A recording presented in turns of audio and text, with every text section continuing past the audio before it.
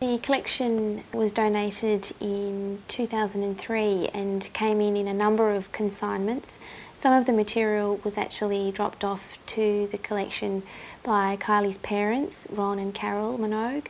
The collection is really complete. The fact that the costumes come directly from Kylie, all the stories and the history are still very much intact, so we get a direct line of communication from the performer, this case being Kylie, where we can, tell the stories that she tells us.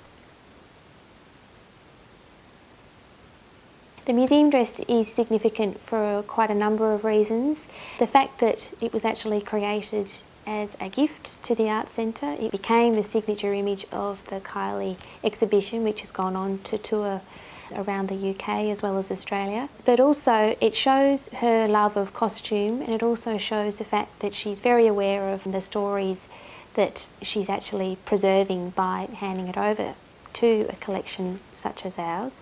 Kylie was involved in the design process for the dress. When you look at the costume itself in the flesh, she's actually gathered a whole lot of bits of fabric and trims that have been incorporated into a number of really iconic images. The costume is a combination of all those amazing images that we're all so familiar with, as well as elements of the costumes that she's loved. This was one of the first of Kylie's costumes to come into the collection. It was donated back in 1991. It was actually worn for her very first international tour called Enjoy Yourself, and that was in 1990. Designed by Australian designer Nicole Bonathan. It's a good example to show where Kylie started off and the fact that she was working with quite local Australian designers. The showgirl costume, designed by Kylie herself and her stylist William Baker for her Intimate and Live tour in 1998, is again significant on lots of different levels. Firstly, I guess it's the unveiling of the showgirl persona that she's gone on to revisit over a number of her tours, and it seems to be perhaps the most loved image of Kylie. The budget for Intimate and Live was obviously of a much smaller scale, and it's interesting that there's a lot of stories that have come out of just that alone, and the fact that they had made a decision when this costume was designed that all the beadwork and the sequin work would actually be done by hand. And I think over time they realised how much work was involved in that, and it led to basically Kylie, her mum and her nana and William Baker, her stylist, actually all sitting around Kylie's kitchen table in Melbourne sewing on those sequins and that beadwork up until the very last minute before the show. The headdress for this costume was designed by Philip Rhodes. At this stage the headdress is quite restrained, but over time the headdress has become more and more spectacular. This was designed by Julian McDonald for Kylie's On a Night Like This tour, which was in 2000. It's a really good example of how complete a costume can be in her collection, because it also has the headdress as well as the shoes. The headdress was designed by a well-known English milliner, Stephen Jones. The shoes were actually designed by Manolo Blahnik, and there are quite a few of Manolo Blahnik's shoes in the Kylie collection. Kylie's mastered the art of being able to perform fairly rigorous, complex dance routines in very high heels, as well as being able to go up and down quite often quite long flights of stairs that are part of the stage set. This belt was designed by Julian McDonald for Kylie's On a Night Like This tour in 2000. And when Kylie handed the collection over to the Performing Arts Collection, she actually was quite keen for visitors to see the elements of wear and tear that particularly tour costumes have over time. And this one's a good example of that. You can sort of see where the Swarovski crystals have come away from the leather in this area here, just from probably really quick changes over time, many performances. The costume collection holds lots of memories for Kylie herself about the performance, and Kylie actually came in at some stage and visited the storage area, and it was interesting to see her reaction to this dress when she pulled it out. It was actually worn for the Fever 2002 Kylie tour and was designed by Dolce & Gabbana as the entire tour was, and this was the act that she performed the song The Crying Game in. And as well as being quite an emotional performance itself, she also actually had to get up and down quite a big staircase with a very long train on her high heels, as always, but also the very quick change she had to get into the dress in a matter of probably seconds. And it all came flooding back to her when she actually held out the costume and had a look at it, and all the costumes have that lovely element of memory and performance captured in them. Kylie revisited the showgirl in quite a spectacular way when she launched her showgirl tour in 2005. It started with this costume, which was actually designed by John Galliano, and it was in the style of the Las Vegas showgirl.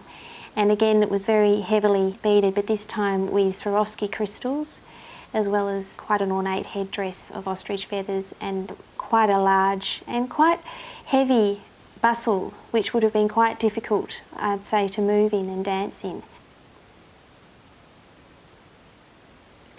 I Should Be So Lucky was Kylie's first single with Stock Aitken and Waterman from the album Kylie, which was released in 1988. The costume was designed by Australian designer Jenny Bannister, and I think it captures the innocence that people associated with Kylie at that time, and in particular through her character as Charlene on Neighbours, which was becoming more and more well known. These are probably the earliest shoes that we have in Kylie's collection. They're from the Rhythm of Love album photo shoot from 1990. A good example of, again, the height of the shoe that Kylie tends to favour. The costume collection reflects all the different phases that Kylie has gone through as a performer, and particularly as a recording artist. And many people remember this phase particularly. It was when she actually was working with an independent recording label, Deconstruction, and this signalled a new direction for Kylie as a recording artist. The single was released in 1997 and showed Kylie's sense of humour, if you like, and the fact that she's able to use costume to create new characters, because in this video there are actually 4 Kylies, all given the labels that the media have pretty much given her throughout her performing career. One of them was Cute Kylie, this one was actually Dance Kylie, then there was Indie Kylie and Sex Kylie, and the 4 Kylies pretty much battled it out for supremacy throughout the video. And I guess it's a good sort of healthy way of showing that Kylie can actually embrace the way she's been perceived throughout the years. The video for Spinning Around, which was released in 2000, turned Kylie's career around. The major focus of the video seemed to be the gold hot pants. The story goes that they were found in a flea market for 50p and pulled out of the wardrobe the night before the video. They've since gone on to become quite a legend in their own right. The white hooded jumpsuit for the video Can't Get You Out of My Head was designed by English designer Fiona Duran. It again has become quite an iconic costume. The costume really comes to life when it's in motion. The weight of the fabric and the way that the actual costume was cut was all very cleverly considered, and you can actually see all those amazing design elements when Kylie moves in the clip. Because the collection is so complete chronologically, we're actually able to chart Kylie's development as a performer through the costumes that she's worn in particular videos throughout her career. This one was actually designed by Helmut Lang, and I guess that reflects her status from, the very early days working with Australian designers through to these internationally renowned designers. This was Kylie's first Mardi Gras performance. It was designed by Zen Pardo Miles, an Australian designer. The collection holds a number of costumes from one-off performances just like this one. They show the level of care and consideration that gets put into these very quick performances that are sometimes just as memorable as her tours and her music videos. This costume was designed by English designer Owen Gaster. It was worn for a performance of the duet that Kylie recorded with Nick Cave, Where the Wild Roses Grow, on the Top of the Pops in 1995.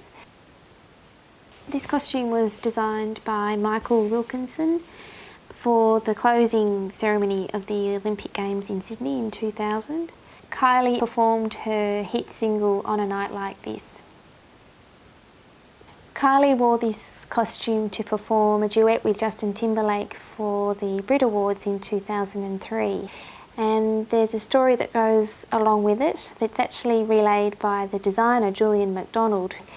The nature of the performance actually changed quite considerably, quite close to the actual performance, and Julian McDonald offered this dress as a replacement and was quite shocked to see when he watched the awards that night that the dress had actually been slashed from what had been a floor-length gown with a beautiful fishtail to become quite a spectacular micro-mini. We also have the costumes that Kylie's worn on the red carpet. And again, we're able to see the very early days, like this one that she wore when she went to the Logies Awards in 1989, and it was an important moment for her then because she'd sort of scooped the pool and won, I think, about 4 Logie Awards that year. Kylie was involved in the design process. She worked on it with Gursel Ali, who was working in the Neighbours wardrobe department at the time, and then all the way through to Martine Sitbon, a French designer who actually designed her Grammy Awards dress. So you can see topping and tailing of her career.